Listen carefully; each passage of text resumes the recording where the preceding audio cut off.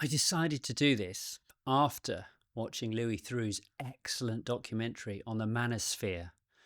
After I stopped laughing at the risible, grotesque kind of caricatures of masculinity, I felt kind of really sad.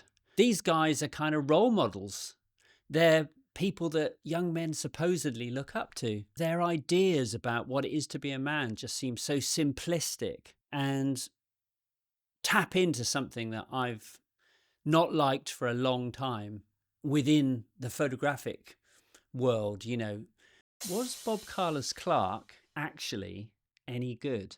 When I started out and I was trying to learn photography, he was the guy.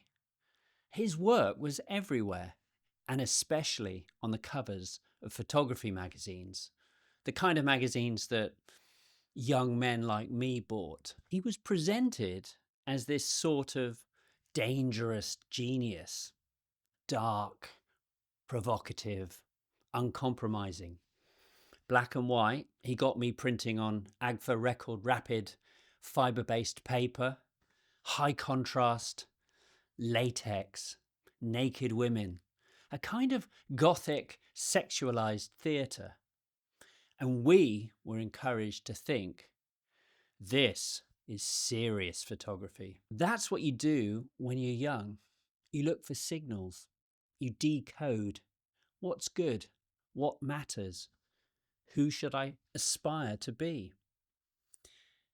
And I think it's worth saying that young men are always looking for that. These thoughts have bubbled up as I've gotten older and maybe experienced a bit of life, getting married, becoming a father of a daughter, making my book Single Dad, which featured men who are the primary carers for their children. It was an attempt to present an alternative idea of masculinity. There was vulnerability, tenderness, responsibility, a kind of quiet strength, very much in stark contrast to the fantasy world of Carlos Clarke. Now, I think his work has its place, but should it be celebrated? Because a lot of those images, not all of them, but some of them, they feel pretty basic.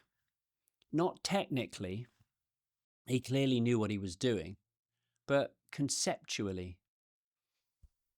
It was a very simple equation that he applied.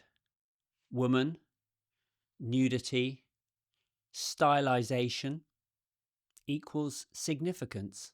But what really bothers me is how one-dimensional the women are in these photographs. They're not characters. They're not collaborators. They're not complex. They're surfaces, posed, presented, consumed, objects onto which he could project his desires. And at the time, that was framed as edgy, even artistic. I guess it was that artistic. I mean, he's entitled to make these pictures, but they feel reductive and honestly a bit inhuman.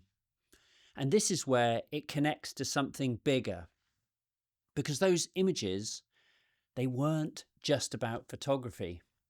They were quietly teaching a version of masculinity, control, distance, detachment, women as subject matter, not equals. I see the same thing in Jack Vetriano, the painter. And when you're a young male photographer like I was, you absorb all the implications, all that visual imagery without even realizing it. You think this is what being a serious man with a camera looks like. And then over time, you zoom out and realize this led directly to the men's magazines of the 90s, the whole lad culture movement, which I think we can now acknowledge was maybe not a high point in publishing.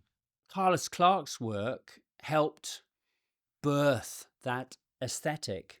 It told a generation of young men, this is power, this is taste, this is what you should want. Now, I don't want to sound puritanical. There's nothing worse than being kind of uptight about things. There is a place for the erotic, for the sensual.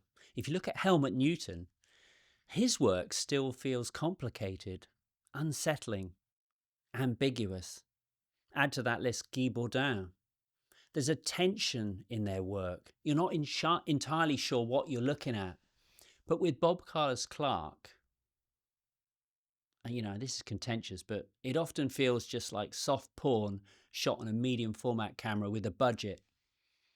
But there is, I'm glad to say, in his oeuvre, an exception, White Heat, a book he made with Marco Pierre White.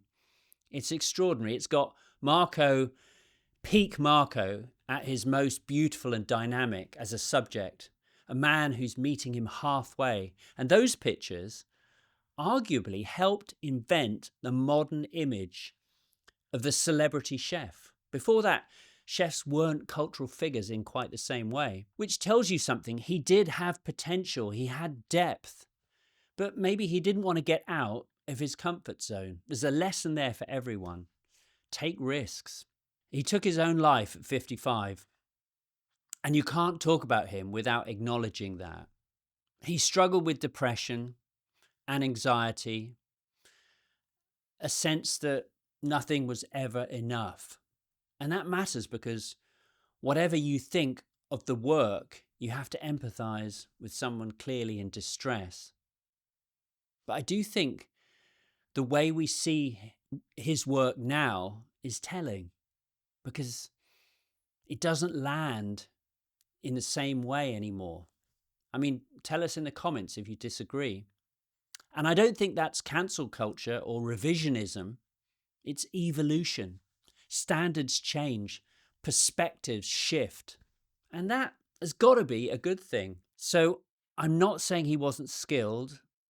I'm not saying he didn't have influence. He had influence on me, clearly. But influence and quality aren't the same thing. And I think he's a really good example of how an entire industry, a whole culture can get it wrong. And maybe that's the real value in looking back at his work now. Maybe being a bit harsh, being tough, not to celebrate it, but to understand why we ever did. I don't mean to do down Bob Carlos Clarke, but I do think he kind of represented something that I've never liked. I don't like those magazines. I don't like Nuts. I worked for Loaded, but I never really felt comfortable there. I remember doing a shoot with Gail Porter for the cover of Ministry magazine. And I thought they just wanted a portrait, and I was happy to give them that. And Gail, at that time, she seemed like quite a troubled person. And the whole time, the people from this magazine, Ministry, something to do with the Ministry of Sound, they kept saying to me, we don't want it to be like FHM, which was a men's magazine, which kind of meant that they did want it to be like FHM. They kept saying, we don't want it to be like FHM, but in other words, they wanted, one-dimensional, sexy pictures, and I guess sex sells, but it's just so simple. It's such a low bar. That's why I've never liked Bob Carlos Clarke's pictures particularly. I think life is so much more than that. There's nothing wrong with desire and the kind of powerful attraction you feel when you want to find a mate. But having it sort of channeled through this sort of narrow idea of the opposite sex, I think is just reductive and unhelpful. And that's why we made the video.